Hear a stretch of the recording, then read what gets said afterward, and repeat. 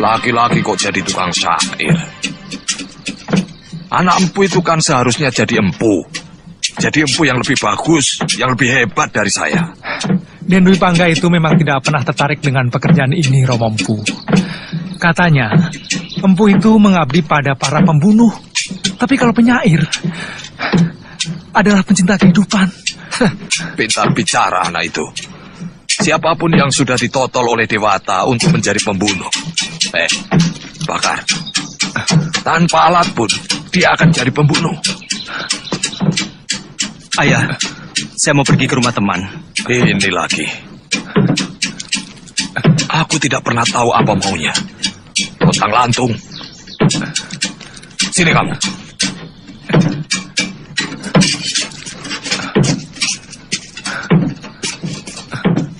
Di sini tempatmu.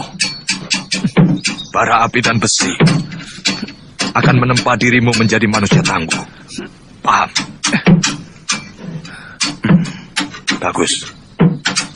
Menjadi empu itu tidak indah. Bahkan para ksatria umat. Ini adalah pekerjaan orang-orang mulia.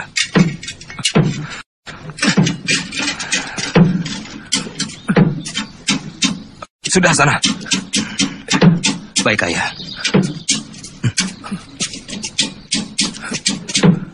Mereka tidak sadar bahwa kehormatan keluarga, kecukupan harta yang mereka nikmati dari bayi adalah karena kemampuanku dalam membuat senjata. Keberhasilan para narapati serta senopatiku yang gagah berani itu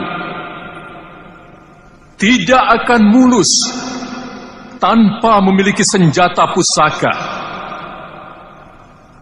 Untuk itu, aku sangatlah menghargai empu yang dengan sangat tekun telah menciptakan senjata-senjata pusaka untuk mereka.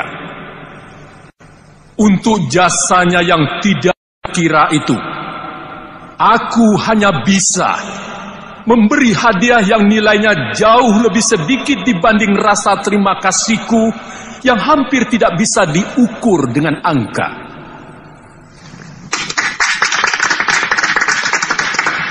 Empu Hanggareksa, mendekatlah padaku untuk mendapatkan sedikit anugerah dariku.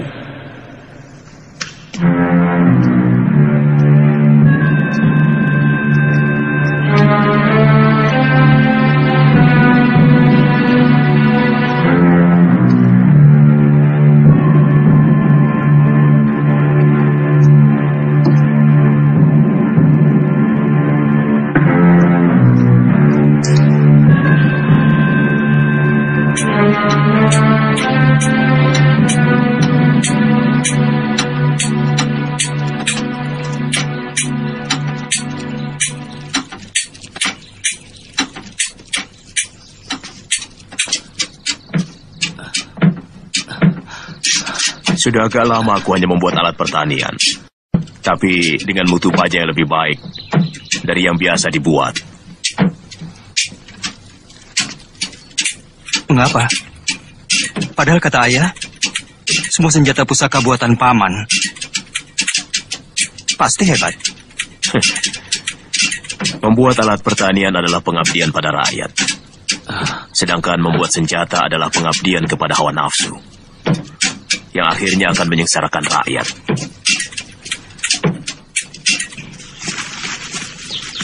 Tetapi yang saya tahu, pada saat ini masih banyak para pendekar yang menjadi begundal-begundal para hartawan, yang jelas-jelas memeras rakyat, Guru. Bagaimana itu? Itu namanya bukan pendekar. Karena seorang pendekar itu pembela kaum lemah, dan sangat setia pada keadilan, kepada negara. Setiap orang bisa saja memiliki ilmu kanuragan dan kedikdayaan.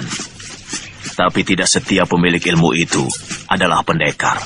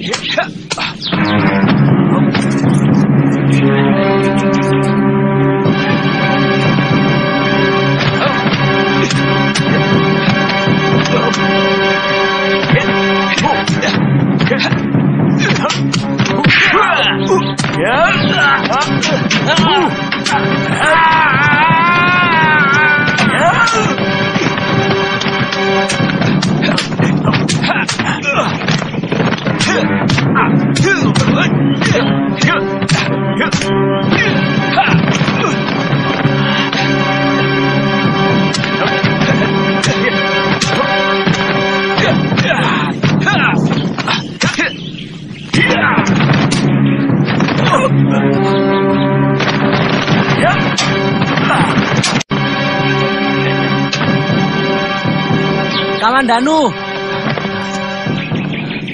gunakan jurus naga puspamu.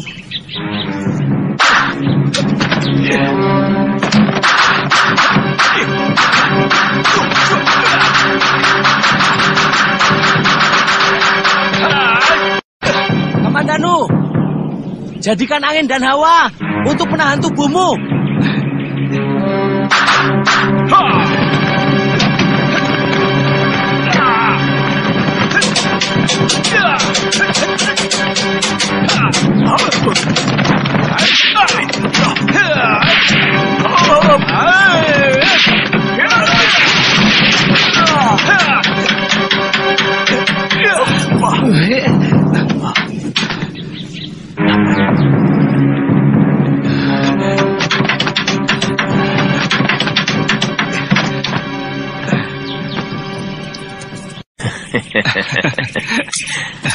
Kau berhasil mengecohku. Serangan tanganmu tadi begitu cepat sehingga menutupi pandangan mata aku. Itu adalah kunci keberhasilanmu. Sayang, kau terlalu bernafsu menyerangku, sehingga kurang teliti. Benar, Guru. Saya merasa Guru selalu mampu membaca serangan saya. Mungkin arah serangan saya sudah Guru baca dari sorot mata. Benar. Seorang pendekar yang arif harus mampu membaca serangan lawan lewat sorot matanya. Iya. Sehingga kita dengan mudah menghadapi jurus lawan. Itu kamu harus pelajari. Baik.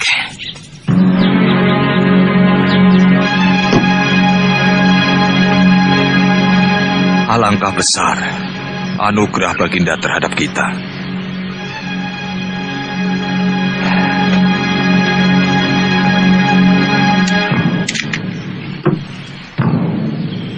Lihat, ini semua karena pekerjaan ayah sebagai seorang empu. Itulah sebabnya mengapa ayah mau supaya kau, juga Kamandanu, meneruskan pekerjaan ayah. Bahkan seorang adipati pun belum tentu menerima anugerah sebanyak ini.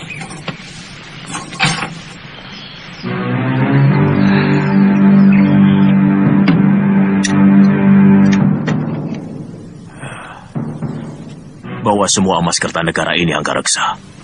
Sekeping pun aku tidak ingin memilikinya.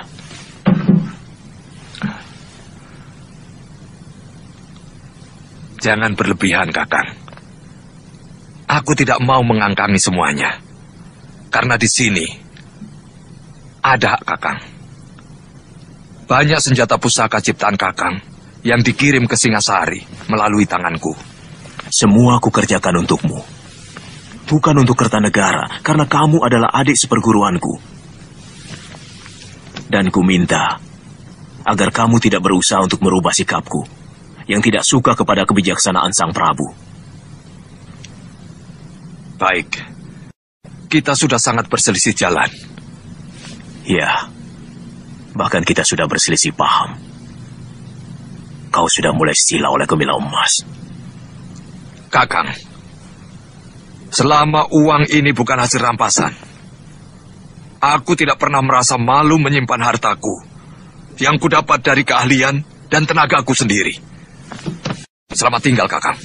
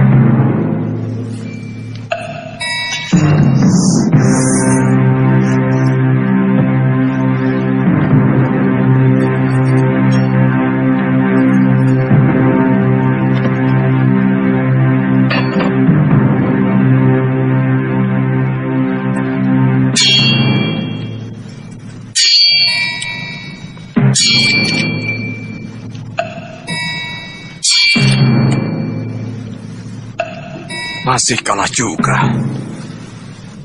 Benar-benar ilmu Kakang Ranubaya masih lebih tinggi.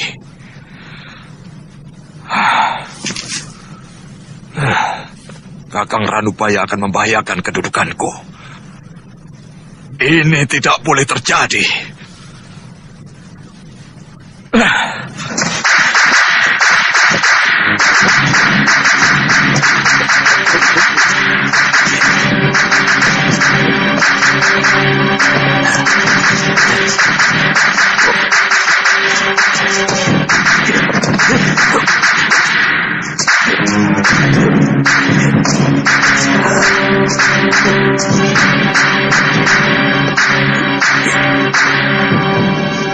Kalian perhatikan baik-baik.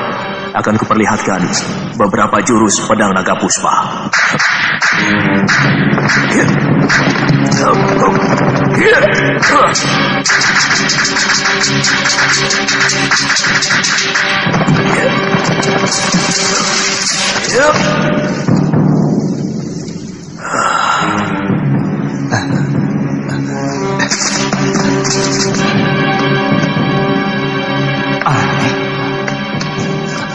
Guru, kok kayunya masih utuh, Guru? Awas!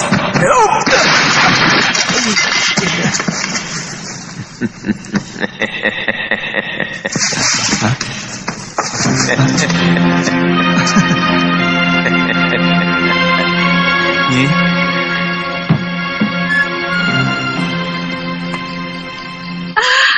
Nyi Dan Rongkot. bagus.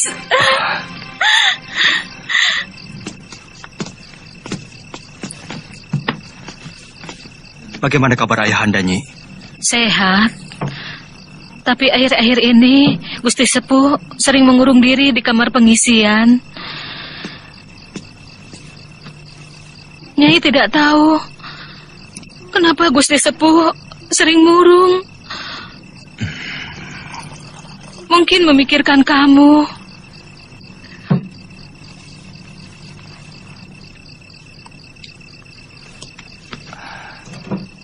Apakah Ayahanda sudah tidur? Gusti Sepuh tidak pernah tidur sore. Datanglah dan minta maaf. Ya, ya Nyi.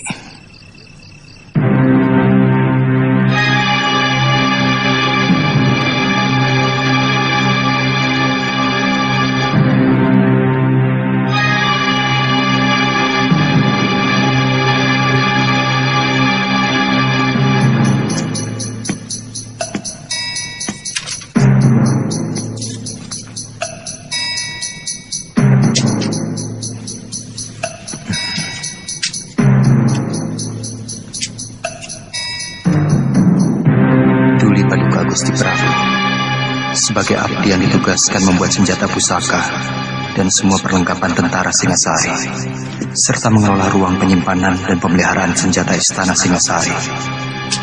Maka sesuatu yang merongrong kewibawaan negara benar-benar menghantui pikiran hamba.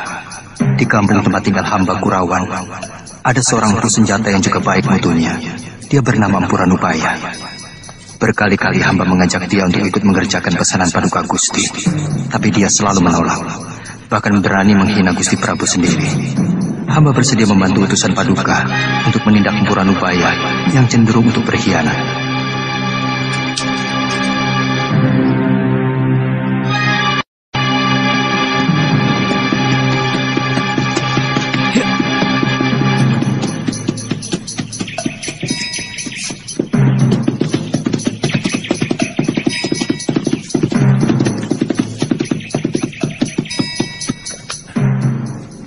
Cik, masalah keris Empu Gandring sudah lama selesai.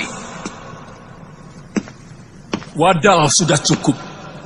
Bahkan ayahandaku sendiri juga telah menjadi korban. Mulai dari Eyang Tiriku, Ken Arok, Anusapati, Toh Jaya, dan Ranggawuni ayahku, semua telah menelan kutubnya. Ampun Gusti. Itulah kecupetan Ranubaya. Hamba sudah berusaha meluruskannya, tapi dia tetap dengan pendiriannya. Terutama pada masalah yang terakhir, Ampun, Gusti. Ranggalawe.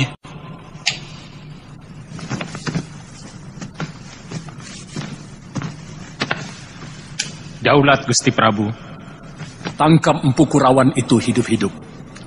Aku ingin dia menjelaskan di hadapanku apa alasan dia benci padaku. Perintah Gusti akan hamba kerjakan.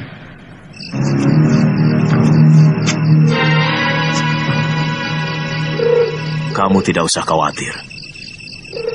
Akan kuhadapi apapun tuduhan kepadaku. Akan kukatakan mengapa aku berkata seperti itu. Semua itu demi kebaikan Singasari. Kelihatannya di surat Ayahanda semacam ada persaingan antara beliau dengan guru. Aku tidak pernah merasa bersaing dengan siapapun. Ayahmu seharusnya tidak perlu mencemaskan aku. Dengan penolakanku untuk tidak bekerja sama kepada Singasari, seharusnya dia lebih merasa gembira karena tidak ada saingan. Aku heran, malah dia membabi buta. Saya cemas kalau tentara Singosari akan menyiksa guru. Tidak akan kubiarkan siapapun menyentuh kulitku.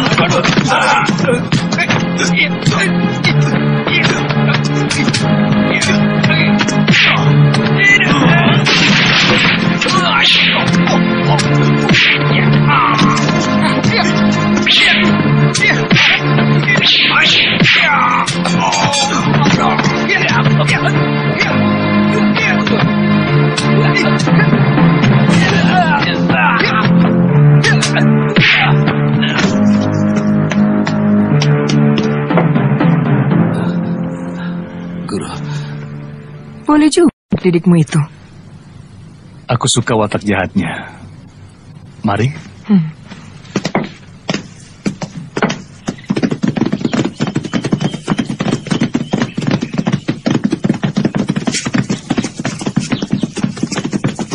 Kelihatannya sudah mulai sore. Apa tidak sebaiknya kita menginap di Apajik ini, Tuan Hanggareksa? Benar. Kita bisa kemalaman di hutan Gandasari. Saya pikir lebih baik kita menginap di sini. Tapi semuanya terserah pada Tuan Ranggalawe. Cari penginapan yang terbaik.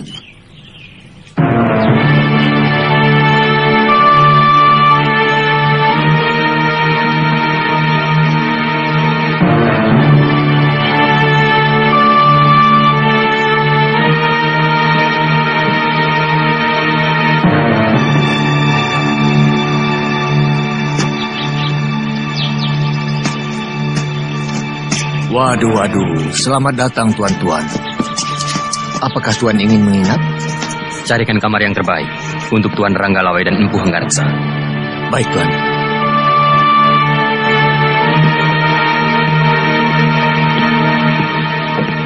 Ada apa, Lejong? Matamu seperti mau melompat keluar. Guru, ada orang Singasari yang dulu pernah mau saya rampok. Sekarang, saya mau merampoknya lagi. Sampai berhasil. Tidak boleh tidak, Guru. Orang Singasari. Silakan tuan-tuan istirahat di sana. Tempatnya sudah tersedia. Yang tinggi besar itu namanya Ranggalawe. Dia salah satu perwira Singasari yang cukup tangguh. Dia sudah punya banyak pengalaman dalam berbagai medan pertempuran. Anak Wiraraja itu sangat sakti. Siapkan makanan dan minuman. Kalau yang berpakaian seperti pendeta itu, siapa? Aku belum kenal. Kemungkinan dia seorang empu keris.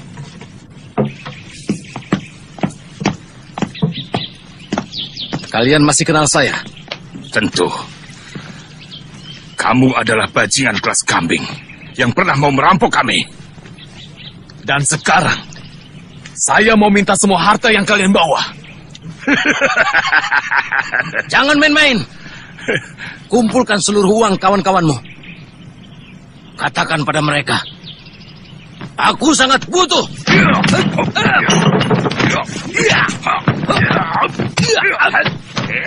Kau kenal mereka? Ya, dulu pernah mau saya buntungi kedua tangan mereka. Saya harus menghukum kedua orang itu.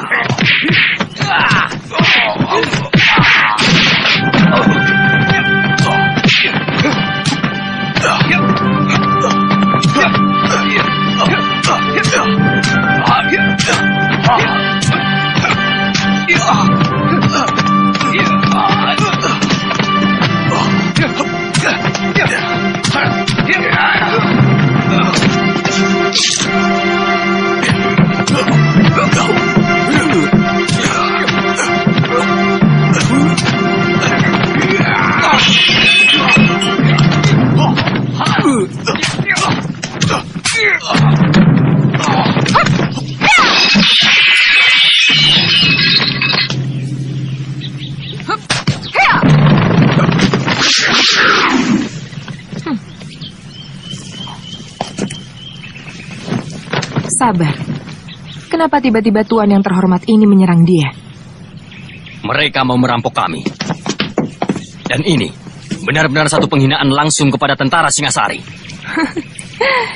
Benarkah kamu mau merampok mereka, Jaran? Bohong, Guru. Saya tidak pernah bilang mau merampok. Saya minta secara baik-baik seluruh harta mereka. Nah, mereka kan hanya mau meminta. Kalau Tuan mau memberi, ya silakan. Kalau tidak mau, jangan langsung main cabut keris. Saya kira yang punya keris bukan hanya Tuan saja. Jadi kalian menantang? Namaku Dewi Sambi. Saya yakin Tuan sudah lupa. Maklum, orang penting selalu lupa akan nama. Padahal dulu kita sudah saling kenal, bukan? Buat apa mengenang nama bajingan macam kalian? Kata-kata terakhir Tuan sudah cukup menghina saya. Benar, penghinaan tak bisa diterima. Dan sejak kecil saya sudah bersumpah untuk menghukum orang yang berani menghina saya.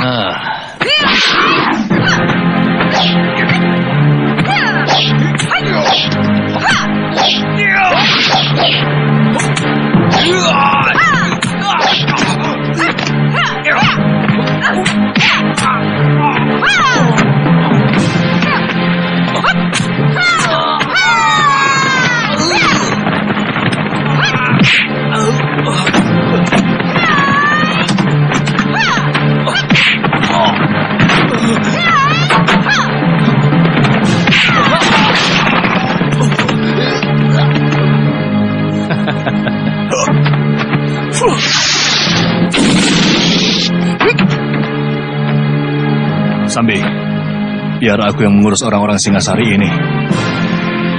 Kau cepat susul orang yang tadi.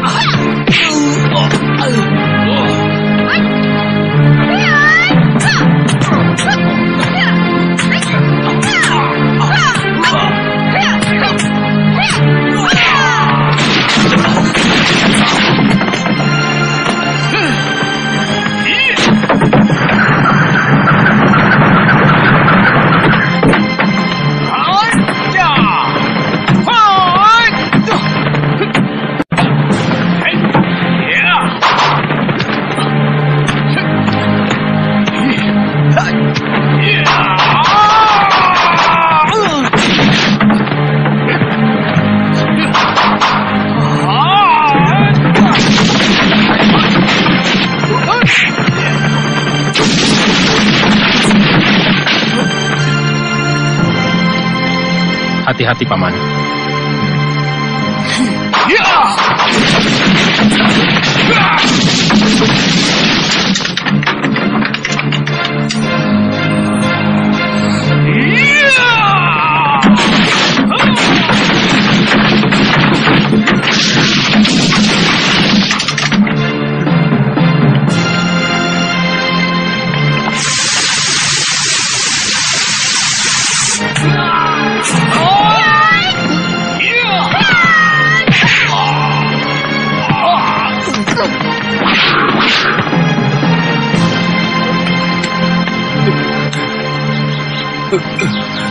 Selamatkan nyawanya, Paman. Baik. Biar aku yang menghadapi mereka. Ya.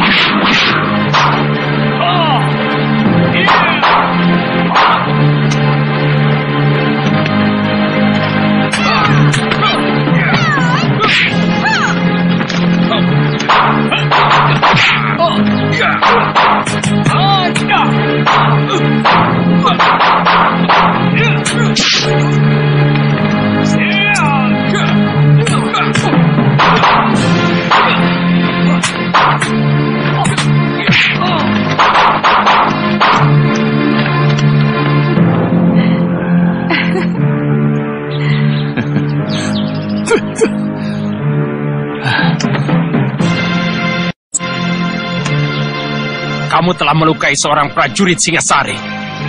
Artinya, kamu sudah berani melawan negara. Gampang sekali mencap orang melawan negara. Sebagai pimpinan, seharusnya Tuan bisa lebih bijaksana. Apakah Tuan tidak melihat sendiri anak buah Tuan itu berbuat sewenang-wenang, menghina dan mencerca orang seenak perutnya? Jangan memutar balik kenyataan, Nyi Sanak. Aku melihat kalian memang sengaja memancing keributan. Itu juga tuduhan Tuan, bukan perbuatan kami. Jadi seharusnya Tuan yang kami beri pelajaran.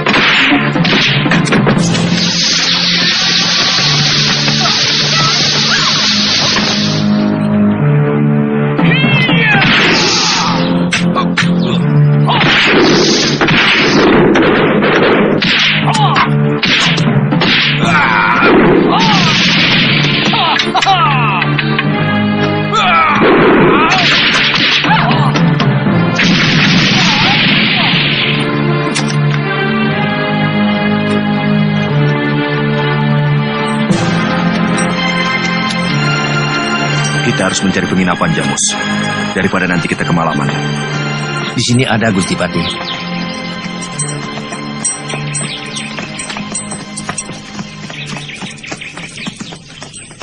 Tuan Ragalawe, Kalau Tuan mampu mengalahkan saya, silakan kami semua Tuan bawa ke penjara Singasari. Tapi kalau saya mampu mengalahkan Tuan, kami semua harus dibebaskan. Dan jangan ada lagi yang menghalangi langkah kami. Boleh. Tapi yang disebut kalah adalah sampai mati. Kau atau aku yang mati. Itu yang mengganggu langkah kami.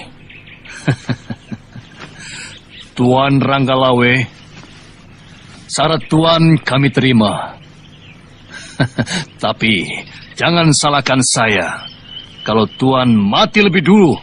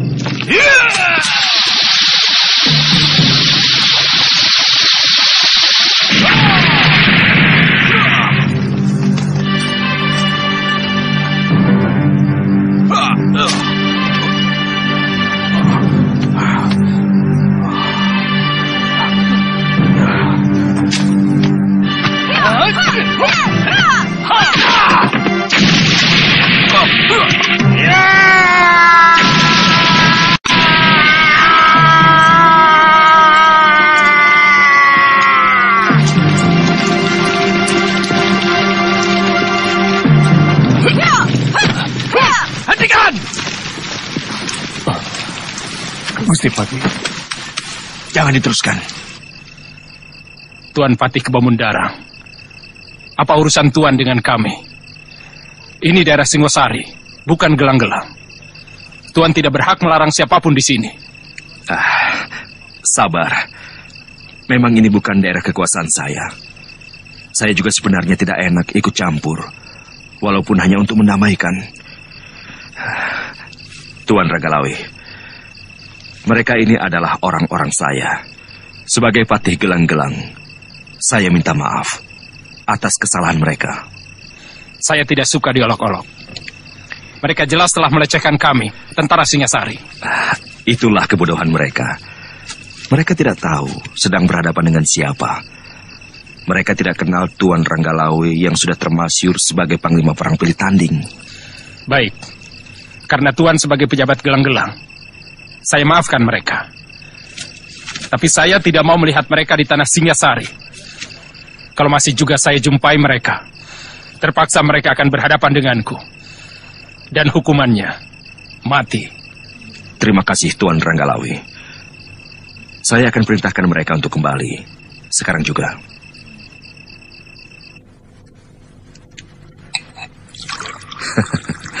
Aku tahu, kalian pasti kecewa. Biasanya seorang pendekar akan selalu penasaran bila menghadapi pendekar lain yang mumpuni. Tapi kali ini, aku minta kalian benar-benar menyadari ada kepentingan yang lebih besar dari sekedar mengalahkan Ranggalawe.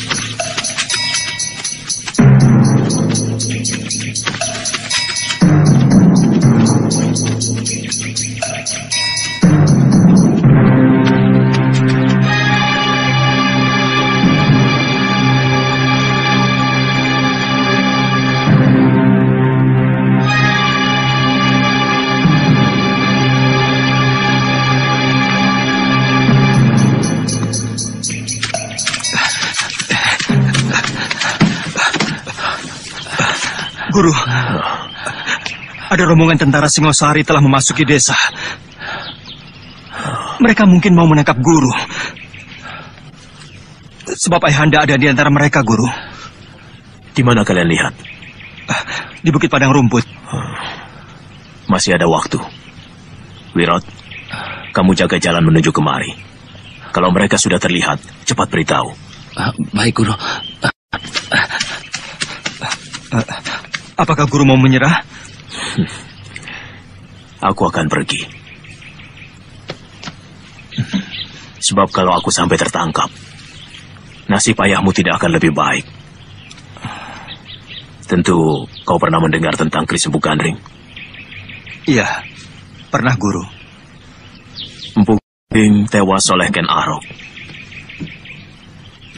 Dan terus-menerus, Kris itu menuntut balas pada sanak kadang Ken Arok yang meneruskan kekuasaannya di Singasari. Tentu saja para cantrik-cantrik Empu Gandring menaruh dendam kepada Singasari. Dan salah seorang murid terkasih dari Empu Gandring adalah Empu Bango yang mempunyai murid tunggal bernama Empu Sasi. Mereka ini semuanya bersumpah untuk tidak mengabdi kepada Singasari.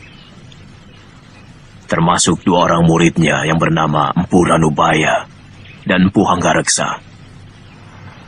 Ayahmu sendiri. Tapi ternyata ayahmu lebih memilih untuk mengkhianati sumpah itu. Kamandanu, untuk sementara kita harus berpisah. Jurus naga puspa yang kau pelajari, tinggal jurus pamungkasnya saja. Suatu saat kita pasti bertemu lagi. Guru mau kemana? Bolehkah saya ikut? Jangan. Aku tidak mau ada bibit perpecahan timbul di rumahmu. Sementara aku meninggalkan Kurawan, sambil mempersiapkan senjata buatmu. Sebagai pelengkap jurus naga puspa yang kau pelajari. Suatu saat kita pasti akan bertemu. Waktunya sudah sempit. Rumah ini harus kubakar. Aku tidak mau ada orang Singasari yang menyentuh barang-barangku.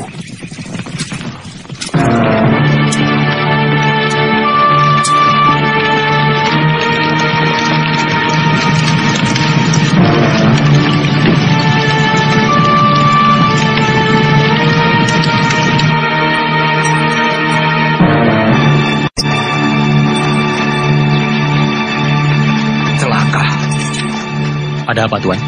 Rumah Ranubaya terbakar. Pasti ada yang tidak beres.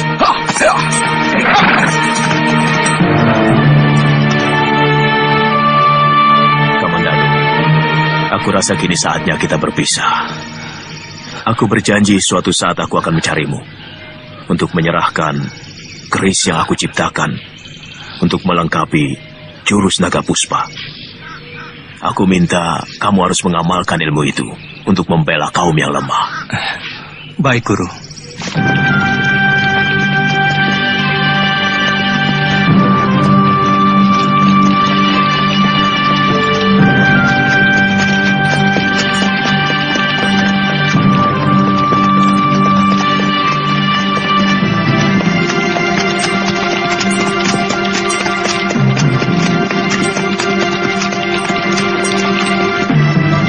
Cari di sekitar tempat ini.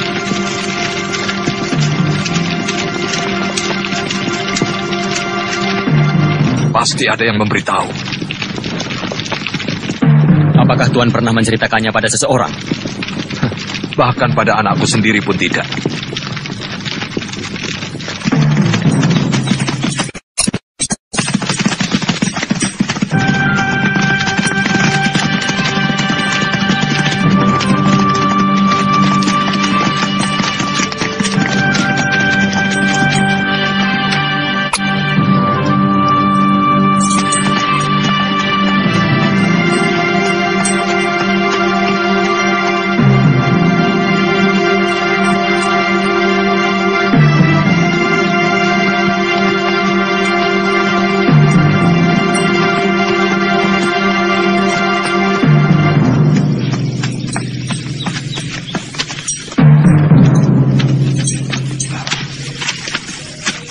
Kamandanu, mengapa kau di sini? Mengucapkan selamat jalan pada Paman Ranubaya, Ayah. Rupanya selama ini kau minggat kemari. Saya nggak suka beruh di sini, Ayah.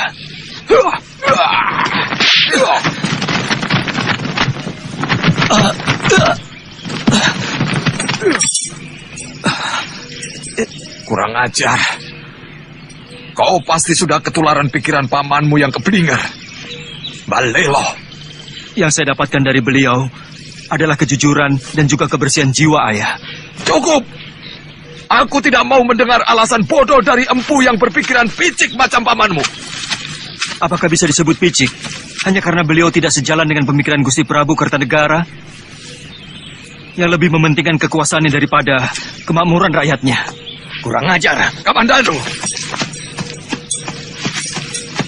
Kau harus mempertanggungjawabkan mulut yang telah berani lancang. Saya tidak akan lari dari tanggung jawab.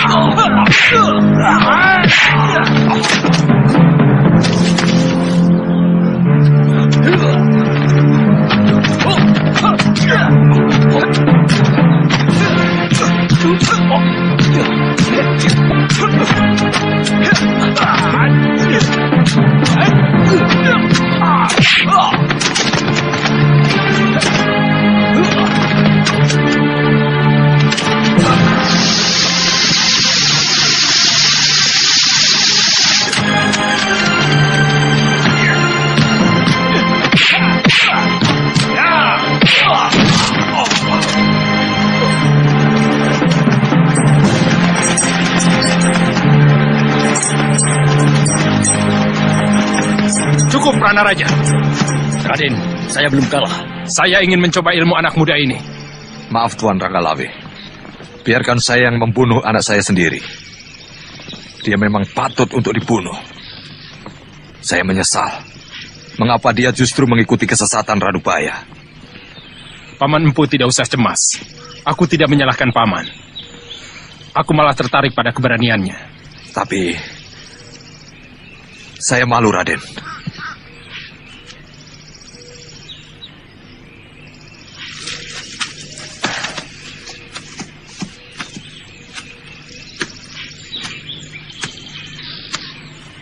Aku kenal jurus-jurusmu. 12 jurus naga puspa, ciptaan Pugandring.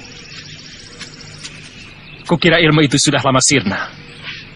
Ternyata masih ada yang mewarisi. Kau siap, Kamandanu?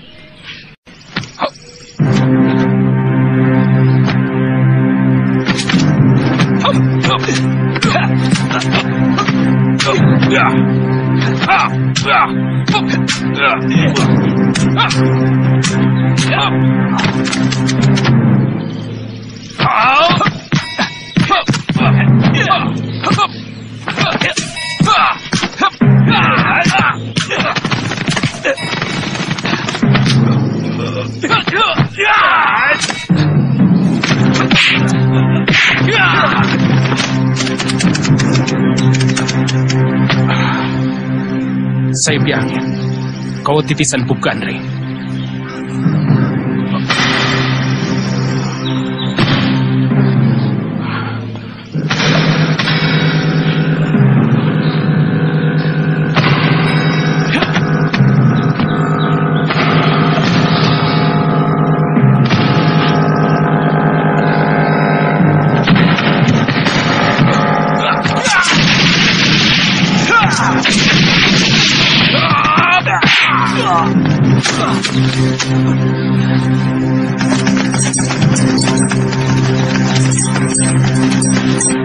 Jangan!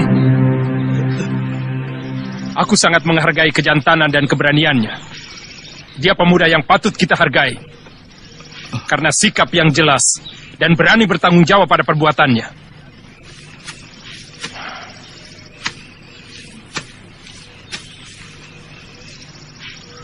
Makan obat itu untuk menghentikan darah dan mengeringkan luka dalam. Bunuh saja sekalian anak itu, Tuan Ranggalawe. Saya merasa gagal punya anak seperti ini. Dia berbakat menjadi seorang pahlawan. Karena dia setia pada sikap. Kamandano, kau kuampuni. Kau boleh pergi sesuka hatimu. Dan yang perlu kau camkan adalah, kau boleh benci pada siapapun, tapi belalah negerimu. Terima kasih, Gusti.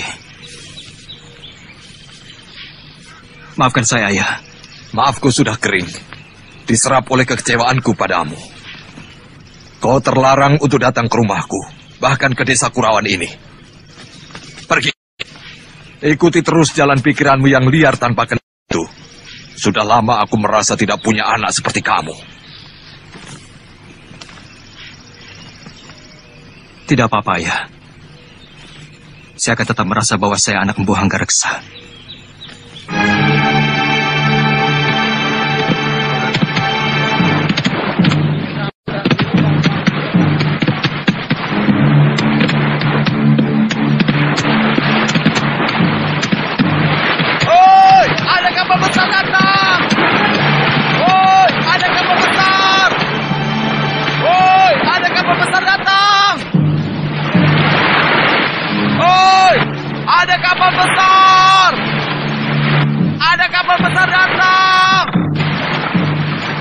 Mereka seperti dari negeri seberang. Lihat, bentuk kapalnya berbeda. Lihat, ujungnya seperti naga. Mungkin dari negeri naga. Cepat, panggil Gusti Adipati. Sudah, Kemi dan Nunu sudah ke sana.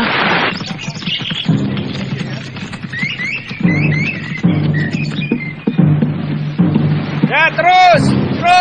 Dorong, rapat. Terus. Dorong terus.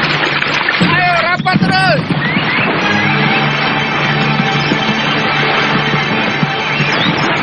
Raden tahu mereka itu dari mana? Ya, saya pernah mendengar cerita bahwa orang yang bermata sipit dengan pakaian yang indah gemerlapan itu pasti orang daratan Cina.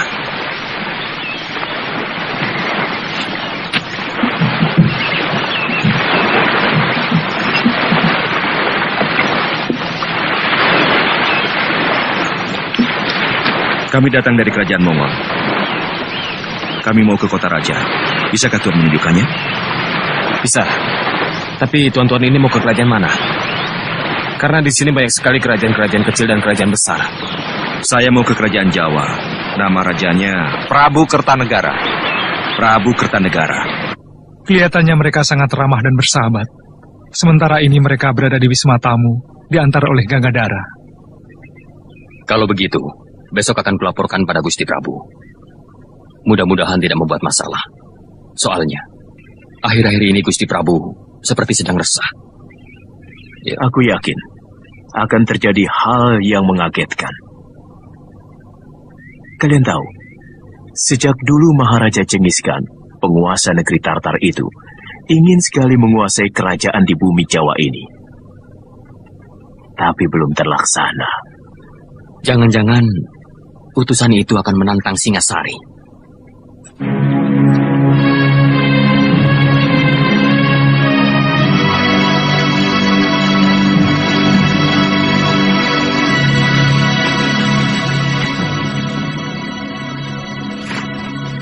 Hamba mengaturkan surat dari Baginda Maharaja Kubilai Khan, penguasa dari daratan Hindustan hingga pantai timur negeri Cina. Baca surat itu, Wijaya.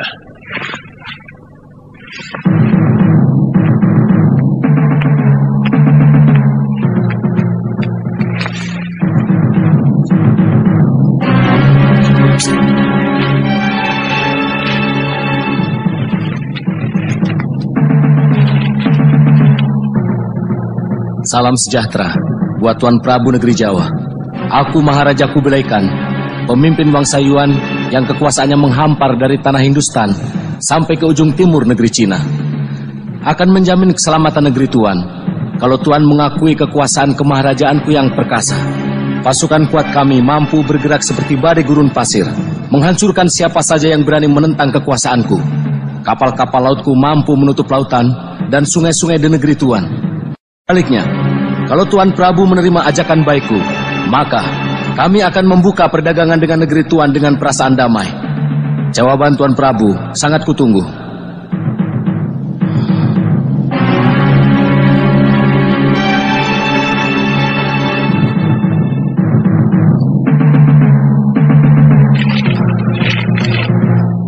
Sebagai utusan, hamba menunggu jawaban dari Sang Prabu. Mendekatlah kau kemari.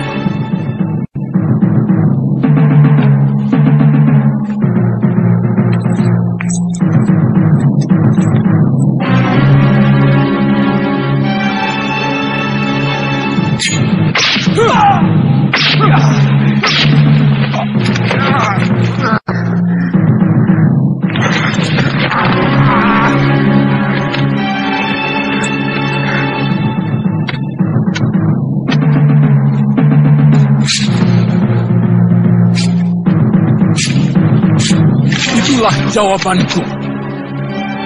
Katakan pada rajamu, prajurit-prajurit Singasari bagaikan gunung karang yang sanggup menahan angin taufan sedahsyat apapun. Kau akan menyesal dengan perlakuanmu ini.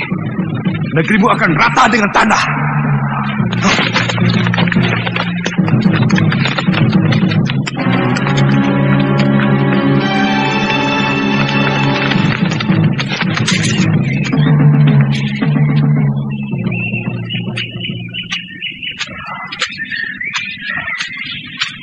Sedang apa, Mbok? Jemur gaplek. Oh. Kok seperti bukan orang sini? Betul, saya ini orang kabur Kangina. Boleh saya minta airnya untuk membasahi tenggorokan saya? Oh, ya tentu. Nah, itu gentong berisi air. Buat siapa saja yang haus. Silakan. Iya.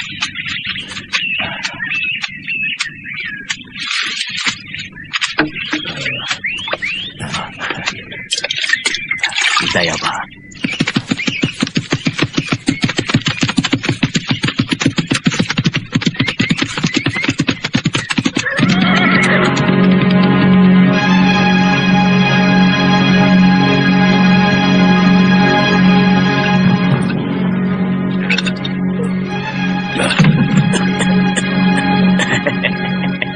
Mabuk terus.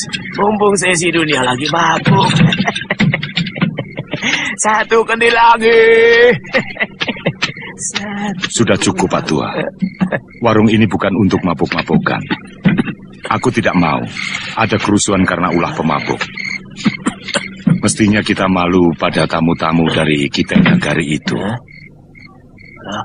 Awas, yuk.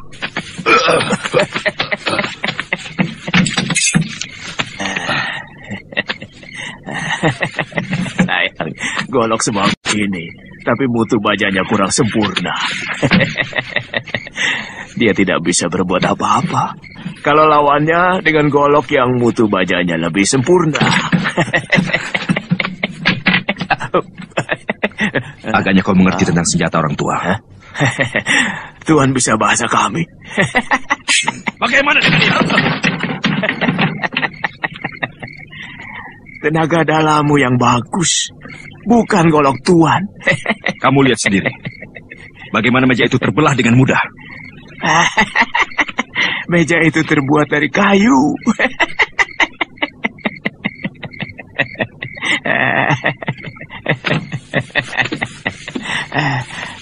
Aku jadi semakin penasaran dengan orang tua. Siapa sebenarnya kamu? Saya adalah empu, pembuat senjata. Jadi saya tahu mutunya dan bagaimana sepuhnya. Saya akan buktikan bahwa senjata Tuan tidak bermutu. Ayo ikut saya.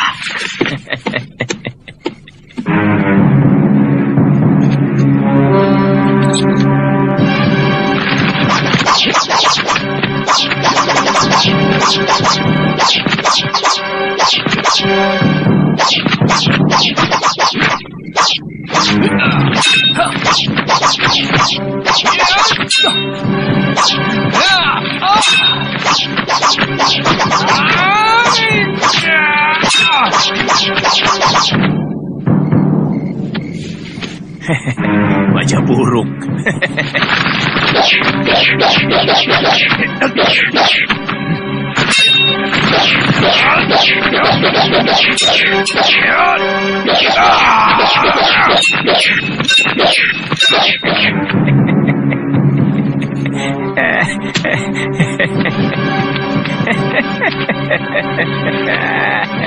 Kurang ajar.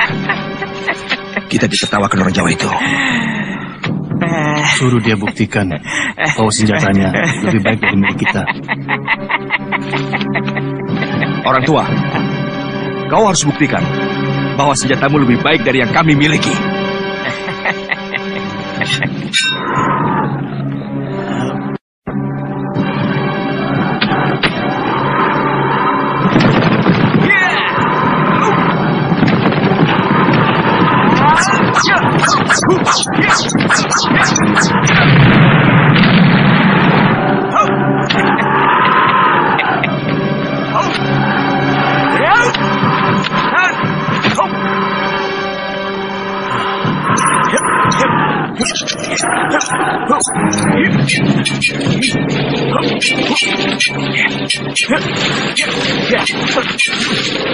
Cukup.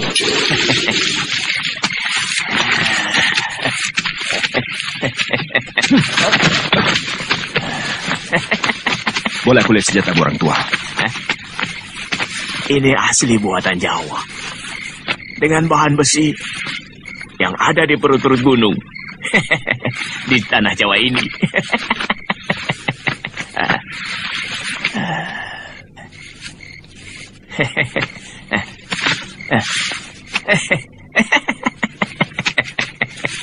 Luar biasa.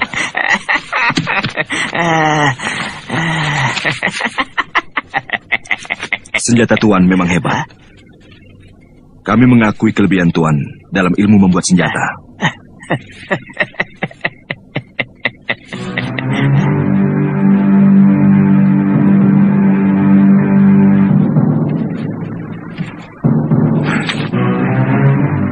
Belum ada tanda-tanda dia muncul. Jangan-jangan dia tertangkap. Kelihatannya orang tua aneh itu bukan orang sembarangan. Wong Chow juga bukan orang sembarangan. Racun penenangnya sangat ampuh.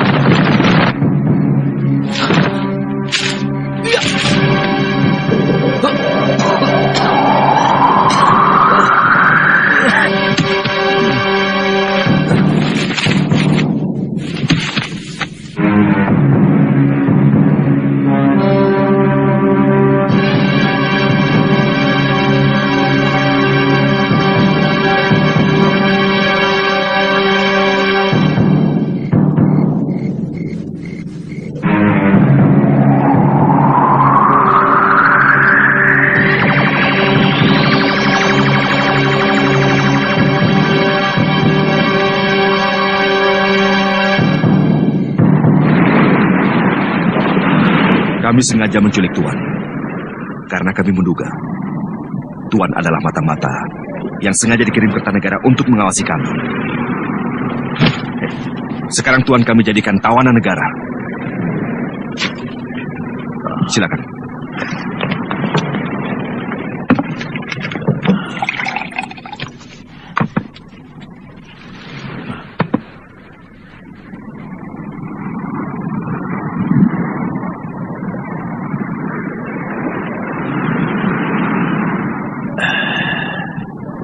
Boleh di dalam. Tidak. Aku tahu. Tuan pasti ingin melupakan bahwa Tuan sedang menjadi tawanan kami.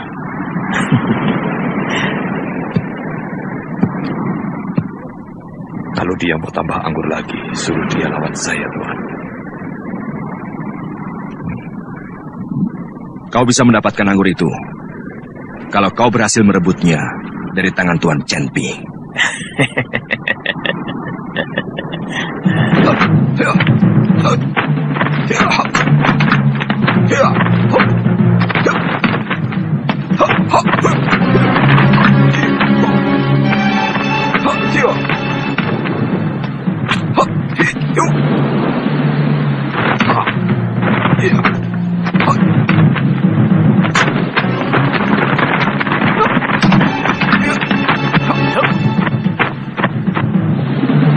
Ayo.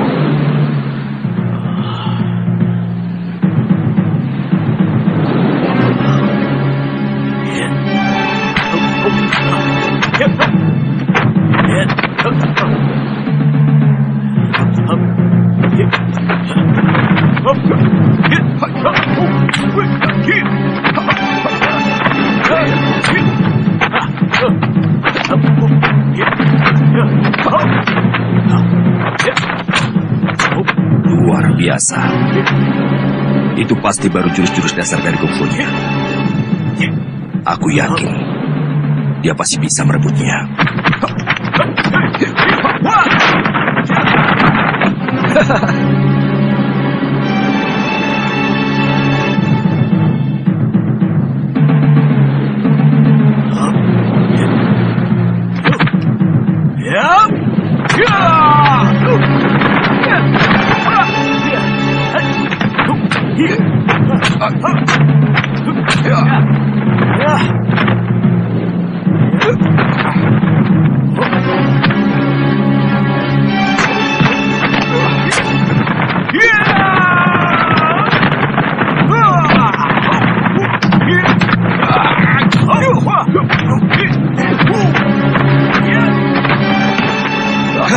Chen Pi, orang tua ini telah mendapatkan haknya sesuai janjimu. Kau harus jujur.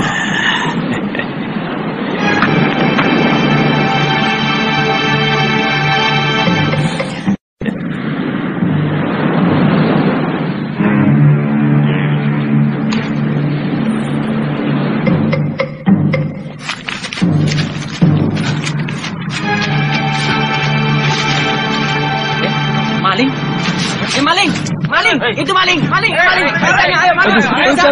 Jangan, ampun. Ampun, Kang. Ampun, saya bukan maling. Benar. Ampun, jangan.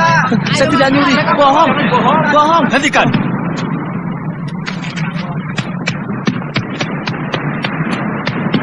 Saya akan bayar semuanya apa yang telah diambil.